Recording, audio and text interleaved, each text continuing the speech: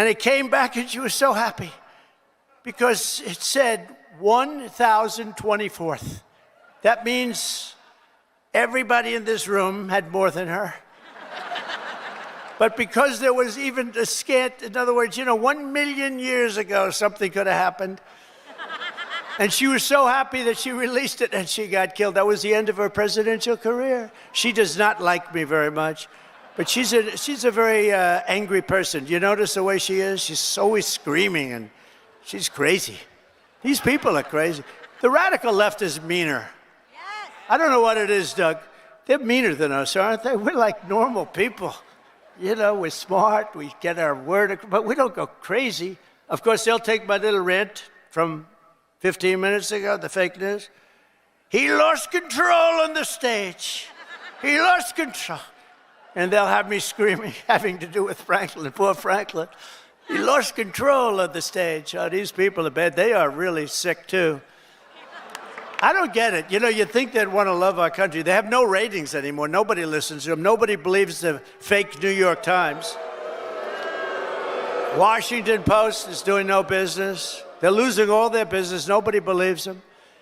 But we've escorted the radical left bureaucrats out of the building and locked the doors behind them. We've gotten rid of thousands. I withdrew the United States from the corrupt World Health Organization. I withdrew from the anti-Semitic UN Human Rights Council.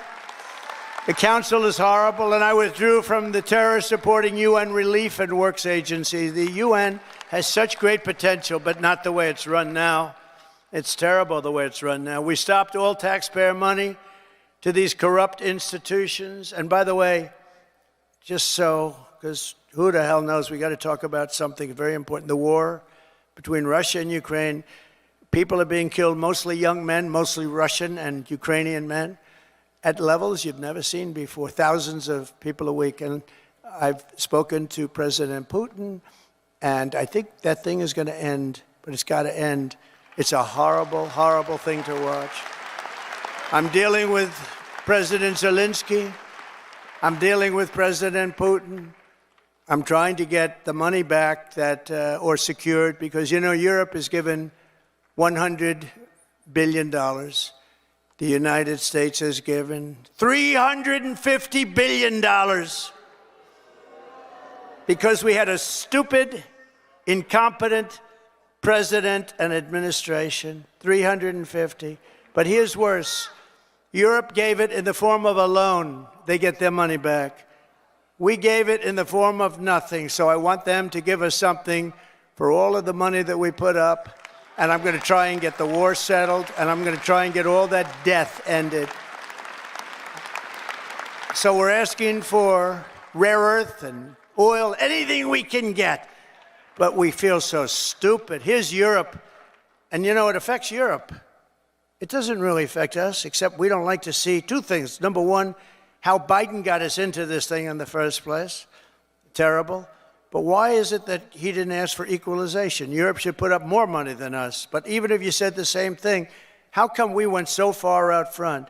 And he didn't know that Europe gets his money back. They did it in the form of a loan. We don't get our money back. We get nothing. So we're getting our money back. We're going to get our money back because it's not fair. It's just not fair. And we will see. But I think we're pretty close to a deal, and we better be close to a deal, because that has been a horrible situation. It would have never happened if I were president. And by the way, October 7th, Israel would have never happened if I was president, too. Would have never happened. Iran was broke. They had no money for Hamas or Hezbollah. They had no money to give. Everybody knows that. Jewish people in the audience know that. Iran was broke. They were not giving money around. And when I got out, they took all the sanctions off Biden, and Iran became rich very quickly. With oil, you can become rich very, very quickly. And the rest is history. What a horrible thing. Even though the hostages are coming back, I saw it this morning where we got 6 more back. Biden got none back, by the way, just so you understand. None. 0. He would have never gotten any of them back. But they're coming back in pretty bad shape. It's a horrible thing, and many are dead. Many are dead. So we'll see how that all ends up, but it's a horrible thing. But I just want you to know we're working on that. That's a very big part of it. And I don't like talking about it because we're in the middle of negotiations, but it's a very, very sad, would have never happened.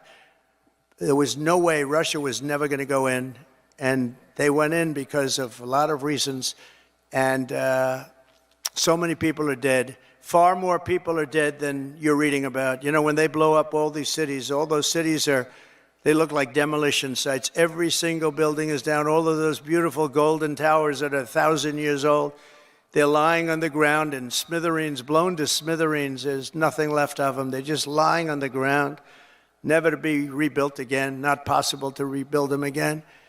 And all of that heritage is gone. People have done a really horrible job. That would have never, if I were president, zero chance that a shot would even have been fired. It wouldn't have happened. So sad.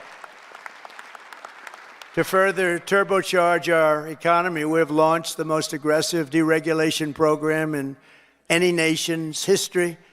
And we're also going to be seeking the largest tax cuts in American history. Again, we brought them down, as you know, from close to 40% down to 21%. Now we're bringing them down to 15% if you make your product in the United States of America.